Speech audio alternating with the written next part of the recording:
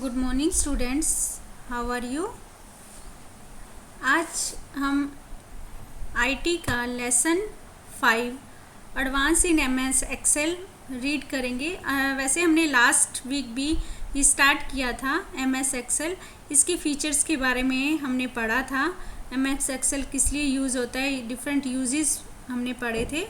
इसमें हमने इसके सम फंक्शन के बारे में भी पढ़ा था। इसके बाद अब हम इसमें सबसे पहले डाटा कैसे फीड करते हैं ये हम इस लेसन में पढ़ेंगे।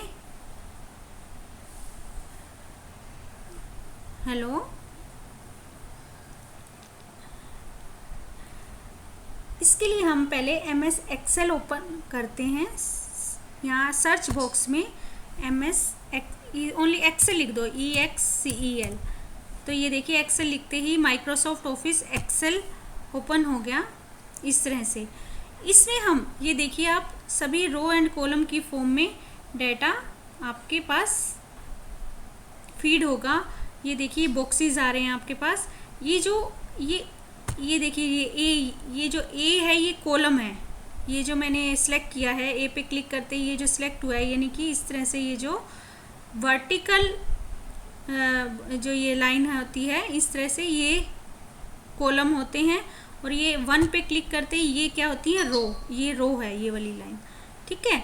और ये बॉक्सेस को हम सेल बोलते हैं। क्या बोलते हैं, सेल। अब मैं इसका पहले एक बार साइज बड़ा कर देती हूँ जिससे आपको क्लियर समझ में आए।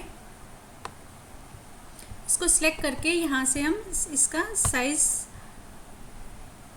बड़ा कर लिया मैंने। अब देखिए इसमें डाटा एंटर कैसे करते हैं। जैसे यहाँ पे आपने मान लो कि आप मार्क्स लिख रहे हो, मैथ्स के मार्क्स लिख रहे हो। जैसे आपने यहाँ पे लिखा 26, 23 डिफरेंट स्टूडेंट्स के मार्क्स हैं ये। तो इस तरह से हम जैसे ये लिख रहे हैं, तो अगर हमें उन बच्चों के मार्क्स का टोटल करना है, ठीक है, ये कुछ भी डिजिट्स जो भी आपने लिखी यहाँ पे उसका टोटल करना है, तो हम क्या करेंगे, यहाँ पे जस्ट उसके नीचे ही क्लिक करेंगे और यहाँ ये देखो ये ऑटो सम ऑप्शन है। ये देखिए ये ऑटो सम पे क्लिक करते ही ये देखो फॉर्मूला अपने आप आ गया। और एंटर प्रेस करते ही देखो टोटल अपने आप इसका ये जो भी हमने लिखी थी, ये डिजिट्स लिखी थी जो हमने, उसका सम होके आ गया। जो भी वैल्यूज़ आपने पुट की थी इन वैल्यूज़ का सम आ गया। इसमें देखो डाटा एंटर करने के लिए जैसे हम मान लो काउंटिंग लिखते हैं, इसमें सीरीज में ये 1 2 लिखा आपने, ओके। जैसे रोल नंबर लिखना चाहते हो आप, तो यहाँ पे आप पहले 1 वाले बॉक्स को सिलेक्ट करो और इसको यहाँ सेलेक्ट किए इस पर 2 पे ले आओ। ये यानी कि दोनों बॉक्स के ऊपर ऐसे बाउंड्री आ जानी चाहिए। फिर इस कॉर्नर पे जाओ, ये देखिए ये कॉर्नर पे ऐसे प्लस का साइन आए तो इसको ऐसे नीचे की ओर ड्रैग करना है। तो जितने भी नीचे तक आप नंबर लेके जाओगे, ये देखिए ये देखो अपने आप ही काउंटिंग लिखी हुई आ गई। इसको इलेक्ट्रिक रेंज बोलते हैं। तो इस तरह से अपने आप काउंटिंग लिखी हुई आ गई। अब आप मान लो यहाँ 2 लिखते हो या यहाँ 1 लिखते हो और दूसरे बॉक्स में 3 लिखा आपने, तो 1 1 के गैप में ही लिखा ना आपने। तो अब भी फिर से वैसे ही सिलेक्ट करो, पहले वाले बॉक्स को सिलेक्ट करो और माउस का बटन पे क्लिक किए इस तरह से दोनों को सिलेक्ट कर लो। और इसके कॉर्नर पे यहाँ पे जब ये देखो अभी ऐसे प्लस का साइन आ रहा है, जैसे ही मैं इस कॉर्नर पे लेके जाती हूँ तो ऐसे प्लस के साइन में कन्वर्ट हो जाता है। तो इस पे आप अब लिखोगे तो जैसे आपने इसको गैप दे के लिखा था, 1 1 के गैप में लिखा था ना, 1 3 5 7, तो ये वैसे ही काउंटिंग लिख देगा।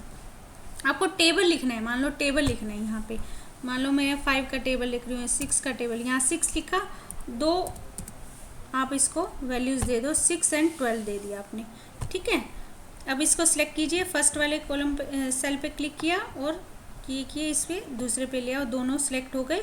अब इसके कॉर्नर पे जाना है और ऐसे प्लस के साइन आते ही इसको ऐसे माउस का बटन दबाए इसको ऐसे, ये देखिए 6 का टेबल लिखा गया। इस तरह से हम कोई भी टेबल लिख सकते हैं, काउंटिंग लिख सकते हैं, रोल नंबर लिख सकते हैं। इस तरह से आप लिखने की प्रैक्टिस कीजिए, ठीक ठीक है। अब अगर जैसे आप यहाँ पे मंडे लिखते हैं,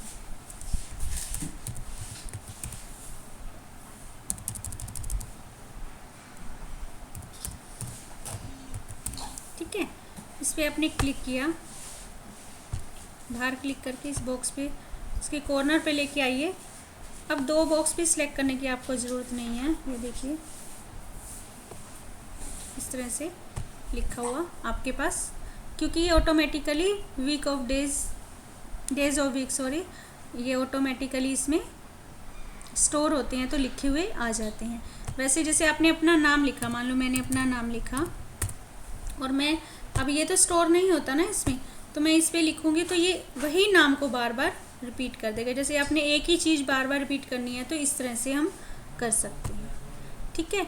तो ये आप आज प्रैक्टिकली करके देखिए, कंप्यूटर पे MS एक्सेल ओपन कीजिए और इस तरह से आप MS एक्सेल में कैसे काउंटिंग लिख सकते हैं, टेबल लिख सकते हैं, डेज ऑफ वीक लिख सकते हैं, या नाम के सेम नाम लिखना है या फिर ऐड करना है, सिंपली ऊपर वैल्यूज़ के जस्ट नीचे ही ऐड करना है, तो ऑटो सम फंक्शंस का यूज़ करके आप ये कर सकते हैं।